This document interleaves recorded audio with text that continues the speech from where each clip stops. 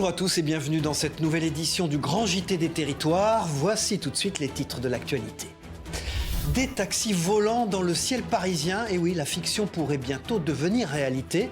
Un projet fait l'objet en ce moment de nombreux essais et devrait voir le jour pour les Jeux Olympiques de 2024. Un sujet de Via 95 dès le début de ce journal. Les fêtes de fin d'année, presque comme autrefois, sans masque et sans pandémie. Les marchés de Noël retrouvent les foules. Néanmoins, vous le verrez avec Via Occitanie à Toulouse, l'heure est désormais à la sobriété énergétique. Une belle histoire solidaire aussi dans ce journal, celle de 71 propriétaires qui viennent d'acheter ensemble une maison, 400 mètres carrés qui devrait abriter des personnes en situation précaire. Un reportage à suivre de TVR à Rennes.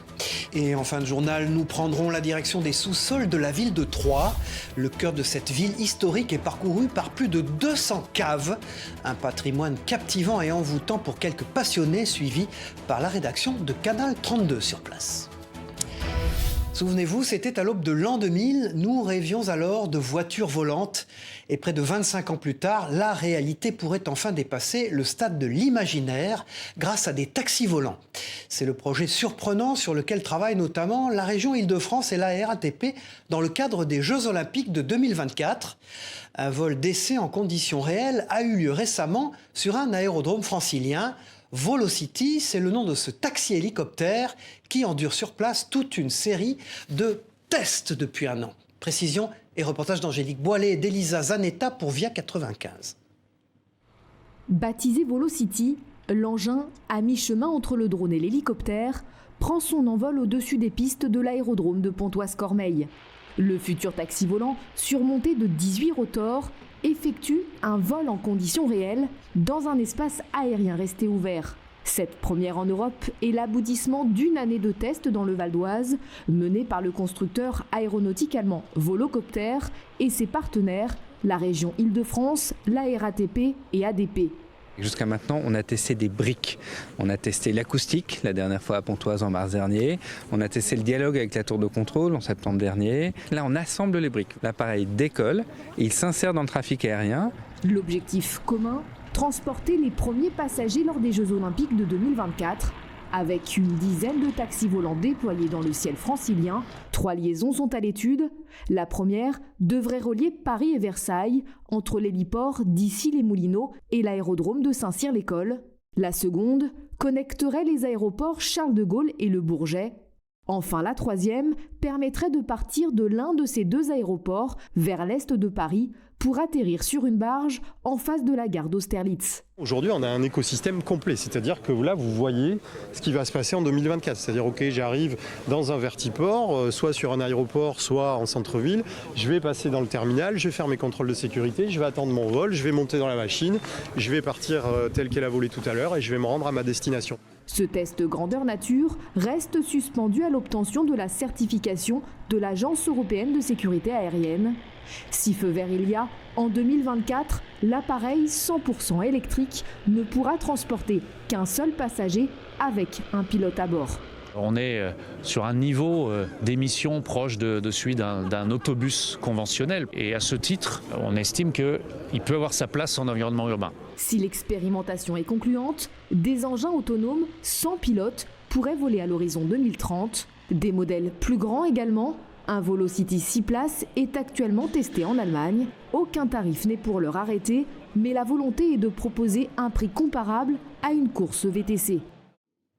Voilà, et qui sait, peut-être bientôt, c'est le Père Noël qui livrera ses cadeaux grâce à l'un de ses engins volants. Noël, justement, parlons-en, entre la course aux cadeaux et les premiers achats pour les repas de fête, les Français se préparent à se réunir en famille.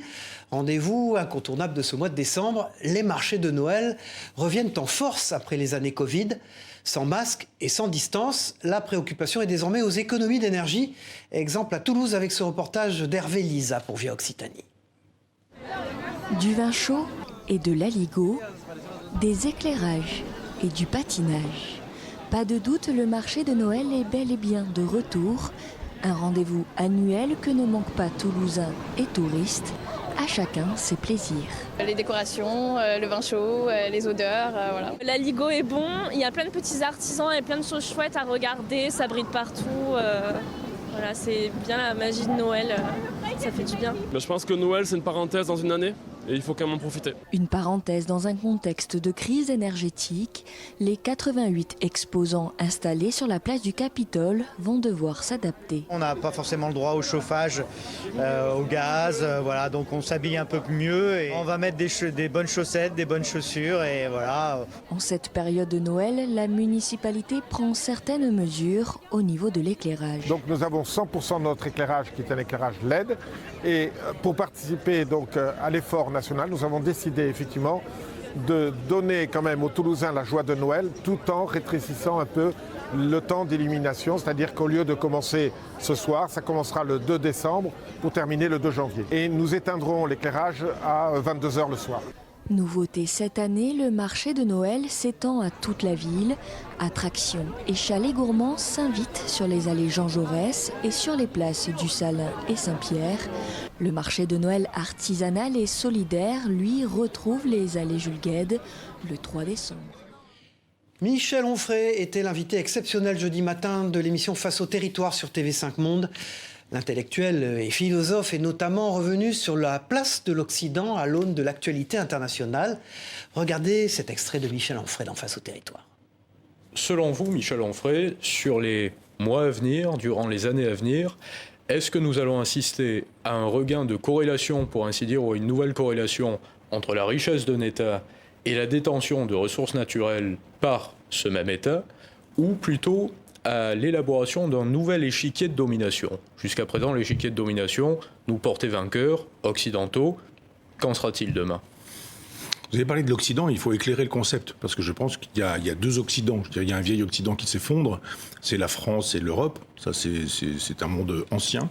Mais il y a un autre Occident qui est le monde judéo-chrétien sur la totalité de la planète. Si on élargit cette Europe, on voit bien qu'on a beaucoup de choses en commun avec l'Australie, avec la Nouvelle-Zélande, avec les États-Unis, avec le Canada par exemple. Et si c'est fini pour nous l'Europe, ce que je pense, ça n'est pas fini pour les États-Unis. Et vous savez aussi que les États-Unis, c'est un mouvement de la côte est vers la côte ouest. C'est-à-dire que quand les migrants de l'époque, les Européens d'une certaine manière arrivent sur cette côte, y compris les Vikings quand ils arrivent il y a 1000 ans, eh bien ils s'installent et puis ils poussent les populations autochtones et ils détruisent les Indiens qui sont là. Et ils arrivent sur la côte ouest, puis après il n'y a plus rien. Et je pense que l'avenir de l'Occident, il est là-bas. C'est-à-dire côte ouest, il est à San Francisco, il est à Los Angeles, il n'est plus à Paris, et il n'est sûrement pas en Europe. Voilà, Face au territoire avec Michel Onfray est à voir ou à revoir sur le site internet de TV5 Monde et sur les sites des partenaires de l'émission, Ouest France, Nice Matin, France Antilles, 20 minutes et Centre France, La Montagne. Sans transition, et si vous achetiez votre maison avec 70 autres personnes? L'idée peut sembler surprenante, c'est pourtant bien le projet que mènent actuellement des habitants de Redon dans l'Ille-et-Vilaine. L'achat d'un pavillon de 400 mètres carrés, citoyen et solidaire, permettra à terme de créer 6 logements indépendants pour héberger des personnes sans papier et précaires. Les détails avec la rédaction de TVR à Rennes sur place. Imaginez une maison de 400 mètres carrés gérée par 71 propriétaires. C'est le pari de la Grande Maison. Le projet commence il y a plus d'1 an et demi lorsqu'une adhérente de l'association Soutien Migrants Redon demande de l'aide pour héberger une famille d'exilés. Elle envoie un mail à tout son carnet d'adresses et sans faire exprès à David Laurent. Le lendemain, je reçois une réponse.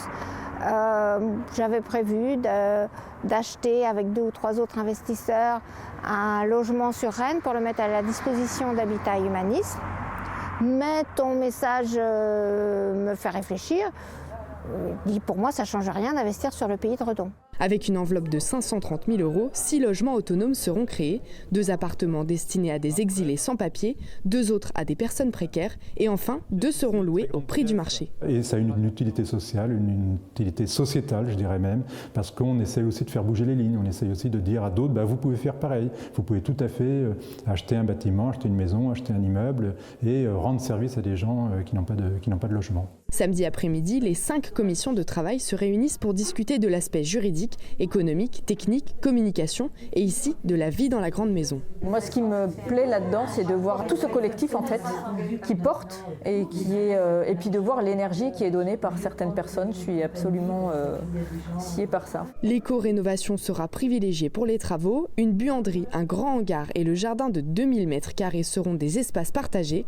Mise en location de la Grande Maison prévue début 2024. Voilà un beau projet solidaire qui nous conduit désormais dans la Sarthe, où une dizaine de chefs ont dégainé couteaux et tabliers pour préparer une soupe solidaire au menu citrouilles, butternuts et autres légumes de saison. Pour l'occasion, leur cuisine n'était rien d'autre qu'un parc d'attractions. Vous allez le voir, un sujet de Florian Vosnack pour LMTV Sarthe.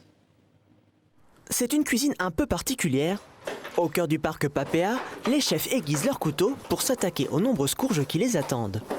On nous avait dit qu'on avait 250 potimarrons et on se retrouve avec 4000 potimarrons. Donc les chefs sont à la tâche aujourd'hui, car vous doutez bien que ça va prendre un peu de temps pour découper, vider et laver. Quand on aura fini, on ira déposer ça dans le congélateur de Papéa pour pouvoir les ressortir la semaine, donc on fera la distribution. Avec une telle quantité de cucurbitacées, il va falloir trouver des fourneaux assez grands. Je vais me mettre en relation avec M. Poisson qui est responsable des collèges sur la Sarthe et j'espère qu'il nous trouvera une cuisine adaptée pour pouvoir concocter et cuisiner cette soupe. Ce potage voit le jour grâce aux courges exposées pendant Halloween dans le parc. On a l'habitude déjà de faire des gestes sur les associations, que ce soit les Restos du Cœur ou le Secours Populaire, etc. On s'est dit on va essayer de trouver une suite un peu logique à cet événement, donc on s'est dit pourquoi pas justement offrir à une association les citrouilles pour la transformer soit en soupe ou les donner tout simplement aux gens. La soupe sera distribuée du 19 au 21 décembre, place de la République au Mans. Les 19 bonnes tables sartoises seront accompagnées des associations Tarmac et de la Maraude 72. De la course à pied, du VTT, mais aussi du canoë, le raid des Alizés vient de s'achever en Martinique. La course solidaire entièrement féminine s'est déroulée dans un décor époustouflant. Et pour cette 6e édition, l'événement pouvait une nouvelle fois compter sur le travail de très nombreux bénévoles. Sécurité, encadrement ou aide à l'orientation, une centaine de personnes étaient présentes durant 5 jours sur le terrain. Les coulisses de leur investissement avec ce sujet de José Le Chertier pour Via ATV en Martinique. Ils vont longer la côte.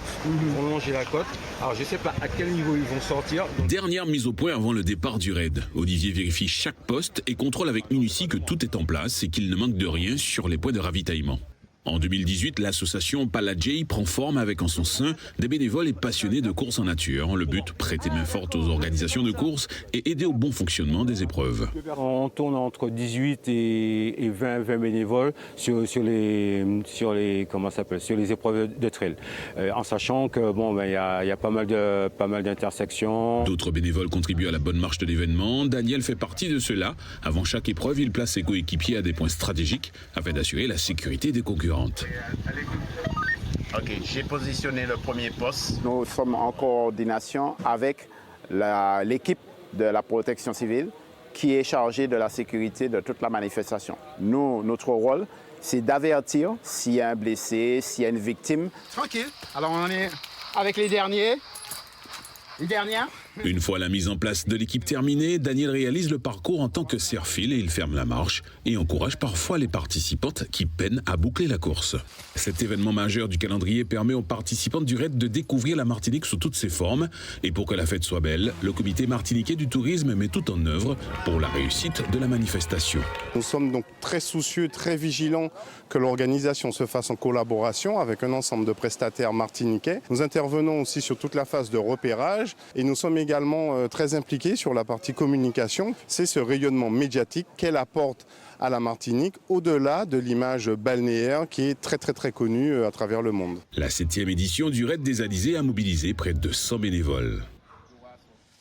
C'est l'une des conséquences imprévues de la pandémie de Covid-19, le retard dans l'apprentissage de la natation chez les plus jeunes. Un constat lié à l'arrêt des leçons d'initiation à l'école. À Limoges, une initiative vient d'être lancée pour combler ce retard, comme vous pouvez le voir sur ces images de nos partenaires sur place, 7 à Limoges. Une vingtaine d'enfants de CM2 bénéficient ainsi de séances gratuites pour apprendre les bases de la natation. Explication au micro d'Alain Druot sur place. On s'est rendu compte que dans les écoles, en discutant avec certains enseignants et avec les collègues des APS, le niveau avait énormément baissé et beaucoup d'enfants n'avaient pas pu bénéficier de cours de natation pendant 2 ans. Et l'année dernière, les enseignants ont fait un retour en disant que c'était assez catastrophique. Donc, du coup, on s'est greffé dans l'opération J'apprends à nager avec la Dragès Nouvelle-Aquitaine. Et on a pu obtenir un soutien financier de la Dragès pour monter cette opération auprès de 10 élèves de 2 établissements scolaires, des CM2. CM2 pourquoi? Parce qu'en fait l'année prochaine en 6e, la natation devient obligatoire. Une transition vers le collège toute trouvée qui nous amène dans un centre de tri du groupe La Poste. Dans l'Oise, une visite des locaux était organisée pour les élèves de 3e. Pendant 3 jours, une vingtaine d'entre eux a pu arpenter les coulisses de la plateforme. Une découverte ponctuée d'échanges avec quelques-uns des salariés de l'entreprise et des cours théoriques dispensés sur place. L'opération visait à promouvoir l'emploi local dans les secteurs où le recrutement reste complexe. L'occasion aussi, vous allez le voir, de jeter un coup d'œil dans les coulisses de nos boîtes aux lettres. Reportage de Jérémy Houbron pour WEO TV, la chaîne de la Voix du Nord. Quand la cassette est remplie aux 3/4, on la sort et on la met sur le CE correspondant. Ces collégiens découvrent le centre de tri postal de Roy. Aujourd'hui, Stéphanie, pilote de production, endosse pour eux la veste de guide. Les gens pensent que le facteur a sa cassette et distribue le courrier, mais ils ne voient pas ce qu'il y a en amont. Ils ne pensent pas que ça passe dans des machines. Alors ils arpentent les 24 000 m² de cette plateforme, plongent dans le secret de ses salariés et leurs machines qui traitent chaque jour près de 900 000 plis. De quoi faire naître des vocations, ou presque. Tu verrais, toi, travailler dans cet univers-là ? Non, je pense pas. Pas facile de séduire et c'est pourtant tout l'enjeu de l'opération. Entre les visites, les cours théoriques sont dispensés ici même sur la plateforme. L'immersion est totale. Ils font des cours sur le sujet, sur l'entreprise, en histoire géo, en français, en anglais, en lien avec le vocabulaire professionnel. C'est une autre façon de faire les cours, quoi. L'occasion surtout de favoriser l'emploi local. Ici, 250 salariés officient entre organisation, production, démarche qualité ou même ressources humaines, autant de secteurs qui peinent à recruter. Il y a des métiers de terrain, voilà, sur la production, et on a tous nos métiers support. C'est important que ces élèves qui pour l'instant ne sont qu'en 3e, mais vont vite devoir se projeter vers un avenir, puissent déjà avoir une vue sur les différents métiers possibles. Porter un autre regard sur l'industrie et ses opportunités, un exercice complexe dans un contexte de chômage encore tendu. Sur le Grand Roy, il avoisine les 13%. Voilà, et le monde de l'entreprise était également mis à l'honneur par les mutuelles AXA lors de la soirée des trophées RSE pour la région Sud-Est. Une soirée de gala organisée dans un site médiéval, comme vous le voyez sur ces images, pour mettre en avant et soutenir financièrement des projets locaux investis dans le champ social et environnemental. Précision recueillie par Alexandre Sebag sur place. Nous sommes des assureurs et donc nous pratiquons des valeurs et notamment nous sommes là pour protéger les populations et pour prévenir les risques. C'est une cérémonie qui est très importante pour la région et c'est pour nous une grande joie de pouvoir être ce vecteur de communication vers le grand public sur tout ce que font nos clients et tout ce que font les Français en matière d'initiative et de RSE. Et puis lors de cette soirée, ce sont donc 4 projets qui ont été récompensés pour leurs actions, pour l'environnement, le développement solidaire ou encore la prévention. Écoutez à ce propos les lauréats de ces trophées. Eh bien en fait, c'est notre agent AXA qui nous a informés de cette initiative, de la compétition RSE, et il nous a dit que notre activité avait toute sa place, donc on a candidaté. De la visibilité, de la crédibilité auprès de partenaires que je commence à avoir et à développer. Et puis financièrement, je vais pouvoir apporter beaucoup de choses dans l'application, des nouvelles fonctionnalités, du contenu beaucoup plus riche et travailler avec des partenaires et vraiment c'est une super nouvelle pour moi. Ce qui nous a poussé à candidater à ce concours, c'est d'essayer de mettre en lumière toutes les actions qu'on met en termes d'impact environnemental sur notre territoire, la décarbonation. C'est une belle opportunité d'être ici au Palais des Papes, dans un environnement magnifique. Ça nous ouvre des ports, une légitimité aussi pour notre association et tout ce qu'on a fait depuis maintenant 3 ans et demi. Bon, évidemment, avec la somme d'argent qu'on a eue, ça va surtout nous aider de développer nos projets d'un point de vue logistique parce qu'on reste une petite association qui a besoin de moyens aussi pour développer des projets. Voilà, et bravo à eux bien sûr pour leurs beaux projets. D'une remise de prix à une autre dans cette édition, zoom à présent sur l'auteur tunisien Yamen Manaï. Ce dernier vient de se voir décerner le 10e prix de la littérature arabe, créé par la Fondation Jean-Luc Lagardère et l'Institut du monde arabe. L'écrivain est ainsi récompensé pour son roman Bel Abîme, paru aux éditions Elisade. Un ouvrage dans lequel il trace le parcours d'un adolescent révolté dans la Tunisie des banlieues populaires. De la lecture, encore avec dans vos kiosques cette fin de semaine, ces éditions spéciales du magazine Le Point, consacrées à 4 des plus grandes villes françaises. L'hebdomadaire publie notamment un dossier consacré à la sécurité à Montpellier. La ville de Nantes, quant à elle, est mise à l'honneur pour ses succès économiques. La capitale du Nord, Lille, se prépare au réchauffement climat, nous dit l'hebdomadaire. Enfin, dans l'édition consacrée à la Cité du Vin, le magazine s'intéresse cette fois-ci à la propreté urbaine. Bordeaux est-elle une ville sale ? S'interroge Le Point. À lire également une interview du maire écologiste de la ville, Pierre Urmic. Ces 4 éditions spéciales sont à retrouver chez vos marchands de journaux jusqu'au 6 décembre. Près de Bordeaux, justement, restons-y pour parler, cela va de soi, de viticulture. Le monde viticole qui se modernise progressivement grâce à l'aide des technologies. Les outils dits de précision permettent notamment aux professionnels de faire face aux aléas climatiques et de limiter le recours aux produits phytosanitaires. Alors l'innovation est-elle l'avenir de nos vignerons ? Élément de réponse avec ce sujet de TV7, la chaîne du groupe Sud-Ouest en Gironde.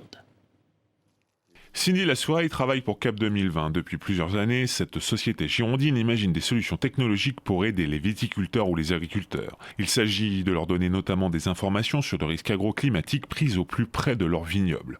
Ce piège à insectes, par exemple, sert à évaluer le risque d'attaque de nuisibles, comme le ver de la grappe par exemple. Muni d'une caméra, il compte les insectes piégés. On va les reconnaître et on va envoyer ces informations grâce à une carte SIM aux viticulteurs ou aux conseillers pour l'informer quand est-ce que les ravageurs arrivent sur la parcelle. Ces capteurs sont déployés sur un même vignoble ou même à l'intérieur d'une même parcelle. Les données recueillies sont ensuite passées à la moulinette du numérique. Cela permet d'évaluer le risque. Cap 2020 vient de lancer un système similaire mais plus dédié aux risques agroclimatiques, comme le gel par exemple. Cette mini-centrale météo dupliquée à plusieurs exemplaires sur une même parcelle permet d'élaborer une cartographie précise des risques de gel. Dans une même parcelle, il peut y avoir des hétérogénéités. Par exemple, si on doit allumer des bougies pour le gel, on n'a peut-être pas besoin d'allumer ces bougies partout. La lutte contre le gel, c'est aussi le but de ce piquet de vigne connecté Sentinelle. Bardé de capteurs en tout genre, il mesure la température de l'air, du sol, du sous-sol ainsi que leur hygrométrie. Les données prises par cet outil lancé il y a 3 ans permettent d'anticiper un risque de gel avec 7 jours d'avance. Coralie Deboire est viticultrice à Montagne-Saint-Émilion. Elle utilise ce piquet connecté depuis 3 ans maintenant. Elle en a installé une douzaine sur les 30 hectares de son vignoble. Une manière pour elle d'évaluer le risque agroclimatique, même si au final c'est le viticulteur qui prend la décision d'intervenir ou non et à quel moment il le fait. C'est lui qui va être responsable, il faut lui laisser quand même une maîtrise de son vignoble. En tout cas, étant viticultrice, c'est comme ça que je l'entends et je veux prendre moi-même les décisions chez moi. Ce piquet peut même se connecter directement avec une éolienne pour brasser du vent chaud exactement sur les zones où le risque de gel ou de maladie est le plus important. Tous ces outils technologiques ne servent qu'au moment des périodes dites à risque, c'est-à-dire du mois de mars jusqu'à la récolte. Voilà, et des bonnes bouteilles de vin, elles en ont sûrement abrité quelques-unes par le passé. Les caves de la ville de Troyes représentent un patrimoine exceptionnel, mais souvent ignoré de ses habitants. C'est justement pour le sortir de son ombre naturelle que des passionnés se faufilent dans les souterrains du centre-ville sur les traces d'une histoire presque oubliée. Visite guidée avec la rédaction de Canal 32 sur place.